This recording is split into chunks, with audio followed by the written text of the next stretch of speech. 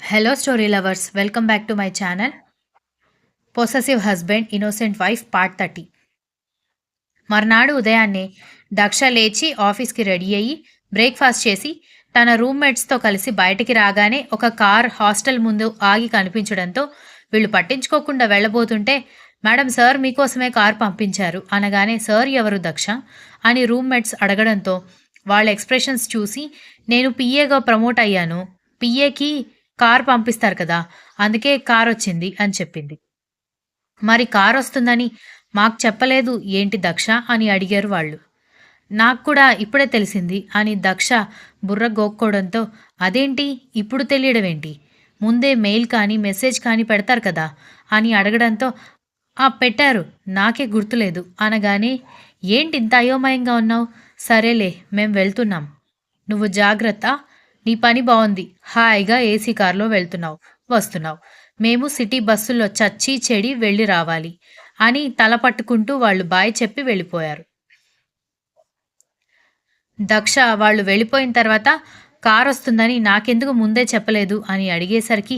లేదు మేడం, మీకు ఇన్ఫర్మేషన్ వస్తుందని మేనేజర్ సార్ చెప్పారు, ఒకసారి మొబైల్ చెక్ చేసుకోండి అని డ్రైవర్ చెప్పగానే దక్ష మొబైల్ చెక్ చేసుకోవడంతో ఆల్రెడీ మెయిల్ వచ్చేసరికి ఓహో అన్నీ ప్రొఫెషనల్గా చేస్తున్నారన్నమాట అనుకుంటూ కారులో కూర్చుంది దక్ష. మేడం ముందు మనం సార్ వాళ్ళ ఇంటికి వెళ్ళేది అన్న డ్రైవర్ మాటలకి అదేంటి ఆఫీస్కే కదా వెళ్ళేది అనగానే మేడం ఆఫీస్ టైం ఉదయం 9 తర్వాత కదా, ఇప్పుడు ఇంకా టైం 8 మాత్రమే అవుతుంది, సార్ అక్కడికి వచ్చాక షెడ్యూల్స్ చూస్తానని అన్నారు, అలాగే బ్రేక్ఫాస్ట్ కూడా ఉందని చెప్పారు అనగానే నేను ఆల్రెడీ బ్రేక్ఫాస్ట్ చేశానని చెప్పింది దక్ష. డ్రైవర్ కర్ణ వాళ్ళ ఇంట్లో కార్ ఆపడంతో లోపలికి వెళ్ళండి మేడం అంటూ అతను కారు తుడుచుకుంటూ నిలబడేసరికి దక్ష అయోమయంగా దిగి నిలబడ్డంతో దక్ష అంటే మీరేనా అంటూ పని మనిషి బయటికి రావడంతో అవును నేనే అనగానే రండమ్మగారు, మీకు దారి తెలీదని నేనే బయటకొచ్చాను అనగానే సరేనంటూ పని మనిషి వెనుక వెళ్ళింది దక్ష. ఇంట్లో ఇరువైపులా ఉన్న మెట్లు, పెద్ద షాండిలియర్, ఎటు చూసినా రిచ్గా ఉన్న ఇంటిని చూస్తూ లోపలికి అడుగు పెట్టడంతో ఇక్కడ కూర్చోండి మేడం అని సోఫా చూపించడంతో సార్ ఎక్కడ, నేను షెడ్యూల్స్ చదివి వినిపించి ఆఫీస్కి వెళ్తాను అనగానే మీరు పిఏ అని చెప్పారు అనగానే అవును నేను పిఏ అని దక్ష చెప్పడంతో మరి పిఏ బాస్తో కలిసి ఆఫీస్కి వెళ్తారు కదా అమ్మా అనగానే బాబోయ్ వీళ్ళందరికీ నాకంటే తెలివి బాగానే ఉంది అనుకుంటూ అవును అని ఇబ్బందిగా నవ్వింది. ఈలోపు కర్ణ రెడీ అయ్యి కిందకొస్తుంటే అలాగే చూస్తూ ఉండిపోయింది Daksha. Red colour plain full hands shirt, jeans వేసుకుని దానిపైన సూట్ వేసుకుని చూడ్డానికి చాలా హ్యాండ్సమ్గా ఉన్న కర్ణ వైపు అలాగే చూస్తూ ఉంటే వచ్చి బ్రేక్ఫాస్ట్ చెయ్యి అని అతను పిలుస్తూ వెళ్ళి డైనింగ్ టేబుల్ దగ్గర కూర్చోవడంతో నేను ఆల్రెడీ చేసి వచ్చాను సార్ అని చెప్పింది. ఆమె నోటి నుంచి సార్ అన్న పిలుపు వినగానే ఆమె వైపు చూసి ఇట్స్ ఓకే, మళ్ళీ ఇంకొకసారి బ్రేక్ఫాస్ట్ చేస్తే ప్రాబ్లం లేదు, అండ్ ఈరోజు మీటింగ్స్ క్లయింట్ డీలింగ్స్తో కొంచెం ఎక్కువ వర్క్ ఉంటుంది, బ్రేక్ఫాస్ట్ ఎక్కువ తింటేనే లంచ్ టైం వరకు ఇబ్బంది లేకుండా ఉంటుంది అని చెప్పడంతో ఇక తప్పక వెళ్ళి డైనింగ్ టేబుల్ దగ్గర కూర్చోవడంతో పని మనిషి వచ్చి ఇద్దరికి బ్రేక్ఫాస్ట్ వడ్డించింది. దక్షకి పెసరట్టు పూరి వడ్డించి కర్ణకి మాత్రం bread toast, omelette, fruit salad వడ్డించడంతో అదేంటి మీ సార్ ఈ ఫుడ్ తినరా అని అడిగేసరికి ఆయన డైట్ ఫాలో అవుతారు మేడం,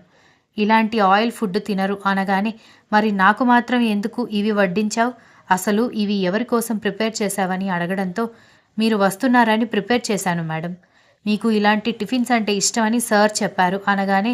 దక్ష కర్ణ వైపు చూసి మౌనంగా బ్రేక్ఫాస్ట్ చేసింది. ఇద్దరూ బ్రేక్ఫాస్ట్ కంప్లీట్ అయ్యాక సార్ షెడ్యూల్ చదివి వినిపించమంటారా అని అడిగేసరికి గో ఎహెడ్ అని కర్ణ చెప్పడంతో షెడ్యూల్స్ మొత్తం చదివి వినిపించి ఈరోజు అన్ని హెక్టిక్గా ఉన్నాయి సార్, మార్నింగ్ టు ఈవినింగ్ వరకు ప్యాక్డ్ షెడ్యూల్ అని చెప్పడంతో అవును అందుకే నిన్ను కూడా బ్రేక్ఫాస్ట్ చేయమని చెప్పాను, పద ఆఫీస్కి వెళ్దాం అని లేచి నిలబడ్డంతో దక్ష కూడా అతని వెంట నడిచింది. ఇద్దరూ కారులో కూర్చున్న తర్వాత సగం దూరం వెళ్ళాక ఒక బొకే షాప్ దగ్గర కర్ణ కారు ఆపమని చెప్పేసరికి దక్ష ఇప్పుడు పూలు తీసుకుని నాకిస్తాడేమో అని అనుకుంటూ ఉండగా ఫ్లవర్స్ తీసుకుని బొకే ప్రిపేర్ చేపించి తీసుకొని కారులో కూర్చోవడంతో తనకి ఇస్తాడేమోనని ఎక్స్పెక్ట్ చేస్తుంటే అతను సైలెంట్గా బిజినెస్ కాల్ మాట్లాడుతూ ఉండేసరికి దక్ష ఏం మాట్లాడకుండా మౌనంగా కూర్చుంది. ఆఫీస్కి వెళ్లేసరికి మరొక 40 నిమిషాలు పట్టిన తర్వాత ఇద్దరూ కలిసి కారులో నుంచి దిగి లోపలికి వెళ్తుంటే ఎంప్లాయీస్ అందరూ good morning sir, good morning sir అని విష్ చేస్తూ ఉండగా వాళ్ళని తిరిగి విష్ చేస్తూ బొకే పట్టుకుని అలాగే అతను తన ఛాంబర్లోకి వెళ్ళిపోవడంతో అదేంటి, ఆ బొకే కొనుక్కొచ్చింది నాకు ఇవ్వడానికి కాదా, మరి ఎవరికిస్తాడు అని అనుకుంటూనే అతని వెనుక అతని ఛాంబర్లోకి వెళ్ళింది. మేనేజర్ ఆఫీస్కి సంబంధించిన ఏవో విషయాలు చెబుతూ ఉంటే దక్ష సైలెంట్గా పక్కన నిలబడ్డంతో సార్, వేద కంపెనీ నుంచి క్లయింట్స్ వచ్చారు,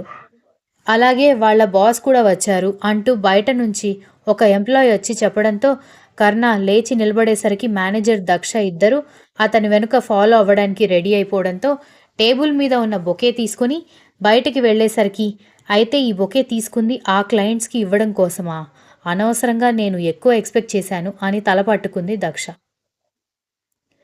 ముగ్గురు బయటకు వెళ్ళి మీటింగ్ రూమ్లోకి వెళ్ళగానే హలో కర్ణ అంటూ ఒక 25 ఏళ్లున్న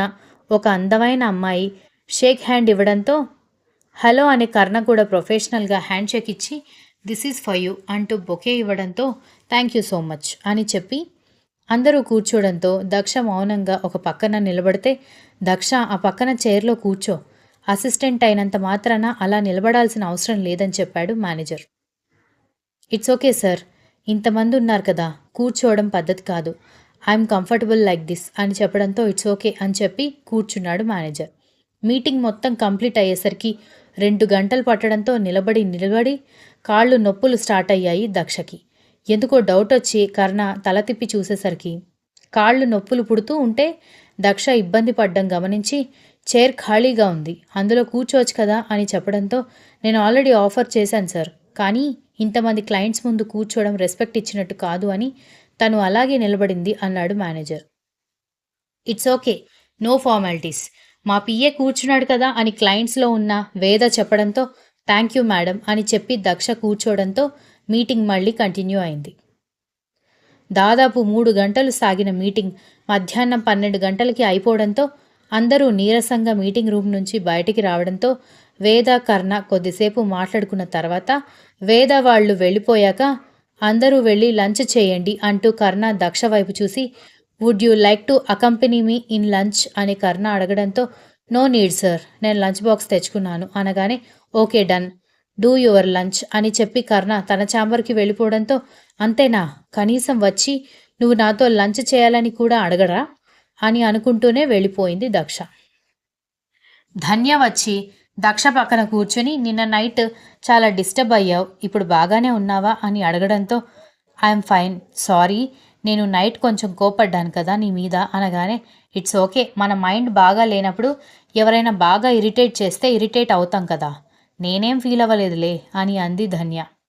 ఇంతకీ ఏం కర్రీ తెచ్చావని ధన్య అడగడంతో హాస్టల్ ఫుడ్ ఏముంటుంది, పప్పు, బెండకాయ ఫ్రై, కొంచెం పెరుగు, రైస్ అని చెప్పడంతో హాస్టల్లో ఉంటున్నావా, మా మమ్మీ వంటలు బాగా చేస్తుంది, ఈరోజు గుత్తి వంకాయ కర్రీ వేసుకో అని చెప్పి ధన్య తన కర్రీ షేర్ చేయడంతో దక్ష నవ్వుతూ ధన్యతో మాట్లాడుతూ లంచ్ కంప్లీట్ చేసింది. లంచ్ కంప్లీట్ చేసిన తర్వాత కొంచెం టైం ఉండడంతో నేను మా మదర్కి ఫోన్ చేసి వస్తాను, నువ్వు ఇక్కడే కూర్చో అని ధన్యకి చెప్పి ఓపెన్ కారిడార్లోకి వెళ్ళి మహాలక్ష్మికి ఫోన్ చేయడంతో అమ్మా దక్ష లంచ్ చేసావా, వద్దే అంటే అక్కడికి వెళ్ళిపోయావు, అదే ఇక్కడ ఉంటే మంచిగా నేనే లంచ్ ప్రిపేర్ చేసి బాక్స్ పెట్టేదాన్ని, హాస్టల్ ఫుడ్ ఎలా ఉందో ఏంటో అని అడిగేసరికి నేను హాస్టల్కి షిఫ్ట్ అయిపోయానని ఇంకా చెప్పలేదు కదమ్మా అని దక్ష ఆశ్చర్యంగా అడిగేసరికి బిడ్డ గురించి తల్లికే తెలుస్తుంది, నువ్వెప్పుడు ఎలా ఉంటావో ఏం చేస్తావో నాకు తెలుసు, కానీ ఆఫీస్ ఎలా ఉంది అని అడగడంతో అమ్మా ఇది వాళ్ళ ఆఫీస్ అని నీకు ముందే తెలుసు కదా అని అడిగింది దక్ష. మహాలక్ష్మి ఏం చెప్పాలో తెలియక కాసేపు మౌనంగా ఉంటే చెప్పమ్మా, ఆ రోజు నువ్వు మాట్లాడింది పిన్నితో కాదు ఆంటీతో కదా అనగానే అవును, నీ అప్లికేషన్ చూసి కర్ణబాబు వైజాగ్ వెళ్తానని డెసిషన్ తీసేసుకున్నాడంట, దాంతో వసుంధర గారికి డౌట్ వచ్చి నాకు ఫోన్ చేశారు, అయితే ఆమె డౌట్ కరెక్టో కాదో కన్ఫర్మ్ చేసుకోవడానికి నువ్వు ఏ ఆఫీస్లో అప్లై చేశావో నేనే కనుక్కున్నాను, అప్పటికీ కర్ణబాబు వెళ్తే అతన్ని మర్చిపోవడం నీకు కష్టం అవుతుంది కదా అని నేను చెప్పాను, కానీ ఎవరికి ఎలా రాసిపెట్టి ఉంటుందో మనకి తెలియదు కదా, నువ్వు దేని గురించి భయపడకు అని నాకు ధైర్యం చెప్పి ఫోన్ పెట్టేశారు అని చెప్పింది మహాలక్ష్మి. ఒకవేళ ఈ విషయం నువ్వు ముందే చెప్పి ఉన్నా కూడా నేను చేయగలిగింది ఏమీ లేదమ్మా. ఎందుకంటే ఆల్రెడీ అక్కడ రెసిగ్నేషన్ ఇచ్చిన తర్వాత కదా నేను అప్లై చేశాను. కాబట్టి ఇక్కడ జాయిన్ అవ్వడం తప్పదు నాకు. వేరే మార్గం లేదు. రిజిగ్నేషన్ ఇచ్చాక అది క్యాన్సిల్ చేసుకుంటాను, మళ్ళీ జాబ్లో జాయిన్ అవుతాను అంటే వాళ్ళు మాత్రం ఒప్పుకుంటారా ఏంటి? నీ తెప్పేం లేదులే అని చెప్పి, సరే అమ్మా, లంచ్ అవర్ మరొక 10 నిమిషాల్లో అయిపోతుంది. నేను మళ్ళీ నైట్ పడుకునే ముందు కాల్ చేస్తాను అని చెప్పి కాల్ కట్ చేసింది Daksha. Continuous. If you like the story, please like, share, comment and don't forget to subscribe.